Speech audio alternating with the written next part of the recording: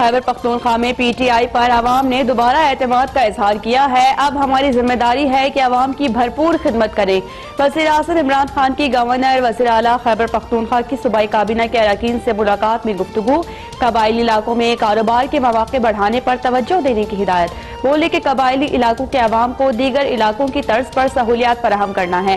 ماضی کے برعکس موجودہ حکومت نے انضمام شدہ علاقوں کے لیے ریکارڈ فنڈز مہیا کیے۔ نوجوانوں کے لیے روزگار کے مواقع فراہم کرنا ہماری اولین ترجیحات میں شامل ہے۔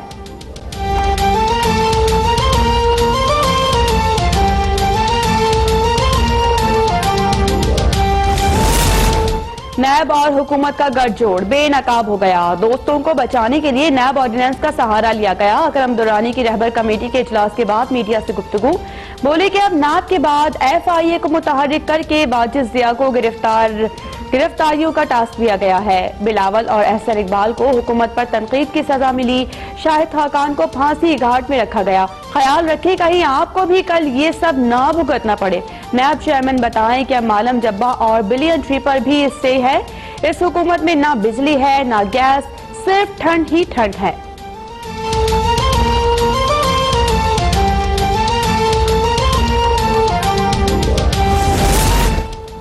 پاکستان مسلم لیگ نے نیب ترمیمی آرڈیننس مسترد کر دیا۔ مریم اورنگزیب کہتی ہیں کہ عمران خان پشاور میٹرو معلم جبہ اور ہیلی کاپٹر مقدمات میں نیب تفتیش رکوانے کے لیے آرڈیننس لائے۔ آرڈیننس اپنی کرپٹ حکومت اور دوستوں کو این آر او دینے کی سازش ہے۔ کرپشن کو نیب آرڈیننس کے ذریعے چھپانا نیب نیاسی گٹھ جوڑ کا ناقابل تردید ثبوت ہے۔ جنہوں نے چوری نہیں کی وہ نواز شریف شہباز شریف کی طرح خود کو احتساب کے لیے پیش کرتے ہیں۔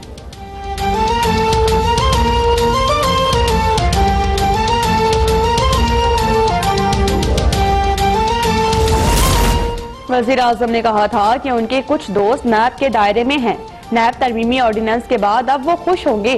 وزیر اطلاع سندھ سعید غنی کہتے ہیں کہ نیب نے تماشا لگایا، کوئی پوچھنے والا نہیں۔ لوگوں کی عزتیں اچھالی جاتی ہیں، غیر قانونی حراست میں رکھا جاتا ہے۔ وفاقی وزیر عمر ایوب گیس کی قلت کا الزام ہم پر لگا رہے ہیں، اپنی نااہلی کا الزام دوسروں پر نہ لگایا جائے۔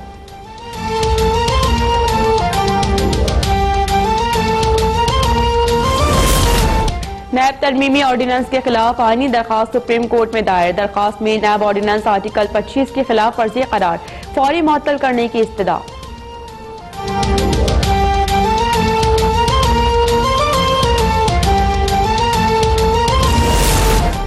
چیئرمین پی پی پی بلاول بھٹو زرداری کی راولپنڈی میں کامیاب جلسے پر جیالوں کو مبارکباد۔ جلسے کی سیکیورٹی اور تعاون کے لیے راولپنڈی کی انتظامیہ کا شکریہ ادا کیا۔ کہتے ہیں کہ جیالوں نے ثابت کر دیا کوئی جبر، ظلم اور رکاوٹیں انہیں نہیں روک سکتی۔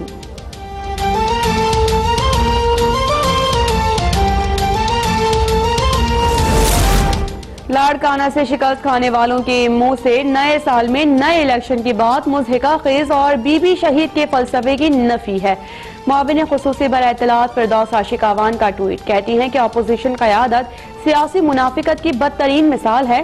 یہ ایک سانس میں جمہوریت کی حمایت اور دوسری سانس میں مخالفت کرتے ہیں۔ لاڑکانہ کی حالیہ شکست کرپشن کے خلاف عوام کا اعلان بغاوت ہے۔ عوام نے دو خاندانوں کے مسلط اقتدار کو زمیں بوس کر کے حقیقی عوامی راج قائم کر دیا۔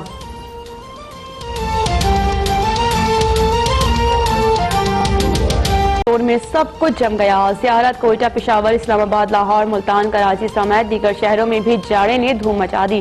قومی شاہراہوں پر دھند کا راج۔ پنجاب میں حبیب آباد، جوڑیا پل، رنالہ خورد، اوکاڑا اور گمبر میں دھند۔ پروازوں اور ٹرینز کا شیڈیول بھی متاثر، مسافر پریشان۔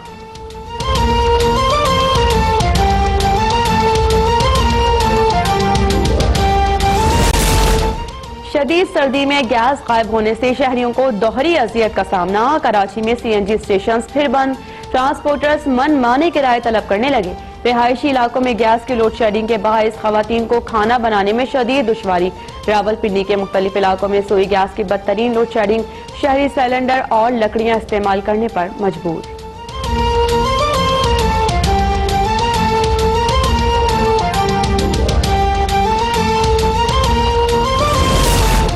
پنجاب اسمبلی کی پبلک اکاؤنٹس کمیٹی 1 کے چیئرمین کے نام پر ڈیڈ لاک برقرار۔ حکومت اور اپوزیشن پر مشتمل کمیٹی کی 3 باضابطہ ملاقاتیں بھی ناکام۔ اپوزیشن لیڈر حمزہ شہباز کے نام پر اتفاق نہ ہو سکا۔ روایت ہے کہ کمیٹی کا چیئرمین اپوزیشن لیڈر ہوتا ہے. اپوزیشن کا موقف. راجہ بشارت کہتے ہیں کہ کسی قانون میں نہیں لکھا کہ PSC-1 کا چیئرمین اپوزیشن لیڈر ہی ہوگا. اپوزیشن حمزہ شہباز کے علاوہ کوئی بھی نام دے چیئرمین PSC بنا دیں گے.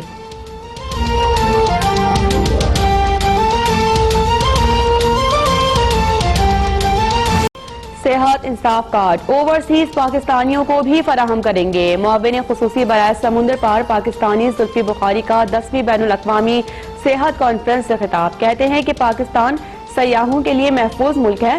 غیر ملکی سیاح پاکستان کا رخ کر رہے ہیں.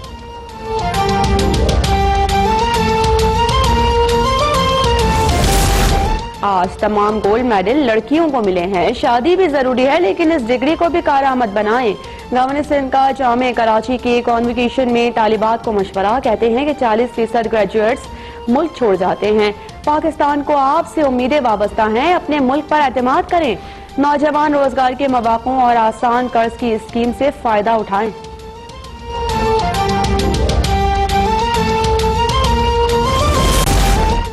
بدقسمتی سے ہلال احمر وہ کام نہیں کر سکا جو اسے کرنا چاہیے تھا. ہلال احمر پاکستان کے نئے چیئرمین ابرار الحق کا عہدہ سنبھالنے کے بعد ویڈیو پیغام. کہتے ہیں کہ عالمی اداروں کے ساتھ باہمی روابط کو مستحکم کریں گے. مقبوضہ کشمیر کی صورتحال نازک ہے. جلد آزار کشمیر کا دورہ کروں گا. اعظم عمران خان اس وقت تقریب سے خطاب کر رہے ہیں. میں ڈاکٹر وسیم آپ کا اور اپنا کے ڈیلیگیٹس آپ سب کو خوش آمدید کہتا ہوں. اور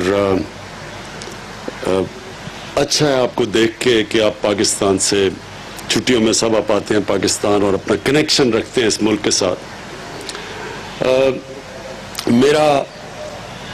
میری آپ اوورسیز پاکستانیز کے ساتھ افیلیشن ایسے ہے کہ میں کوئی اپنی 20 سال اپنی زندگی بھی overseas Pakistani partially overseas Pakistani تھا.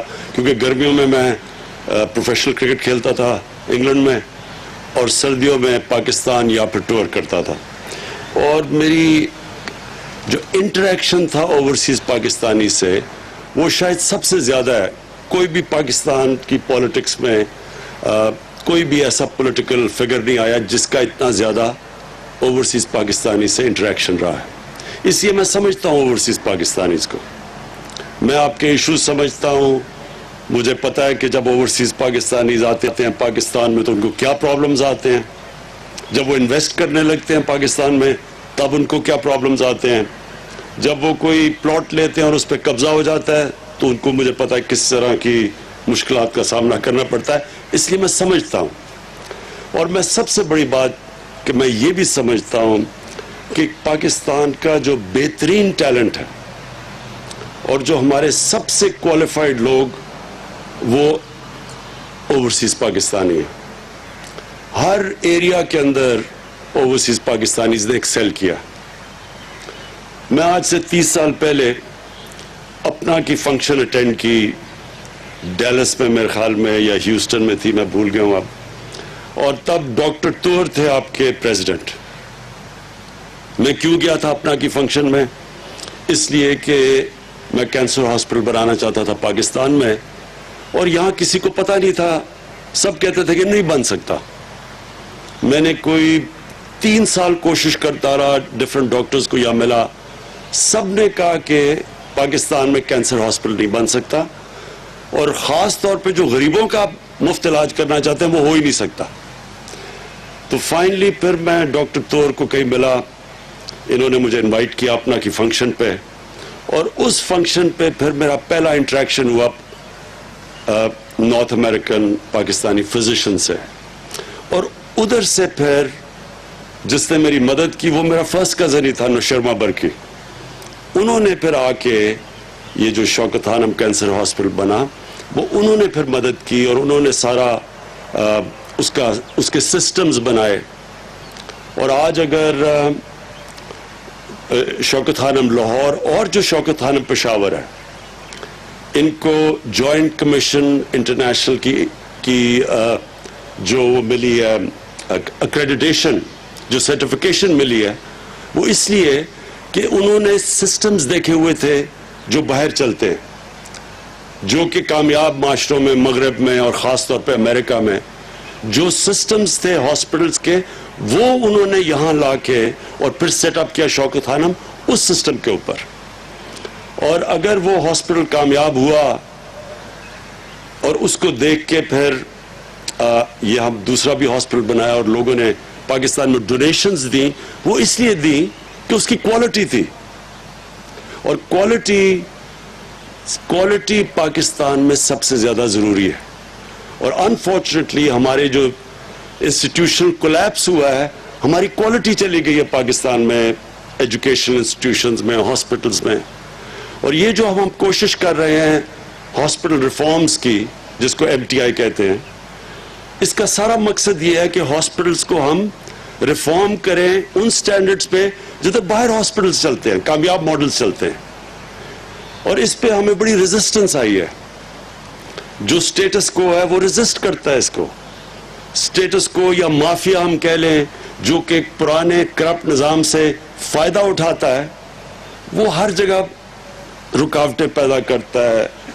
جو ہمارے ریفارمز کو ہاسپٹلز کو کہتا ہے پرائیویٹائزیشن ہو رہی ہے, پتہ ہے کہ ان کو پرائیویٹائزیشن نہیں ہو رہی, لیکن جان کے پبلک کا, لوگوں کو موبلائز ڈیمونسٹریشن کرنے کے لیے, اس کو سیبوٹاج کرنے کے لیے کہا جا رہا ہے کہ ہم یہ ریفارم نہیں کر رہے, ہم پرائیویٹائز کر رہے ہیں.